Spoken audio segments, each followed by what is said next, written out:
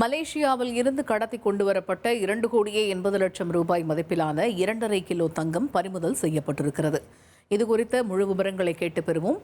செய்தியாளர் கசாலி இணைகிறார். கசாலி, வணக்கம். இந்த சம்பவத்தின் முழு பின்னணி என்ன?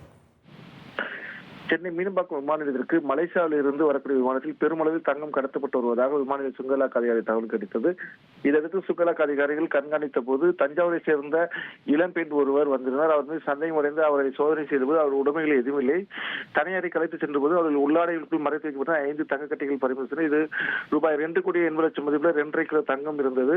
அந்த பெண்ணை துறை சார்பு அந்த பெண் சுற்றுலா விசாக அந்த பெண்ணை அழைத்து சென்று அங்கிருந்து வரும்போது 2 பெண்கள் மற்றும் 4 பேருடன் வந்ததாக தெரிவித்தார். உடனே அந்த 2 பெண்கள் உட்பட 4 பேரை பிடித்து விசாரித்த போது அவர்கள் குருவியாக செயல்பட்டதும் அடிக்கடி சென்று கடத்திட்டு வந்ததால் சுங்கலாக்காரர் சிக்குவதால் இளம் பெண்ணை அழைத்து சென்று அவரை குருவியாக பயன்படுத்தி அவரிடம் தங்கங்களை கொடுத்து தாங்கள் எதுவும் எடுத்து கடத்தி வராத போல அவர்கள் வெளியே செல்வதாக திட்டமிட்டிருந்தது தெரிய வந்தது.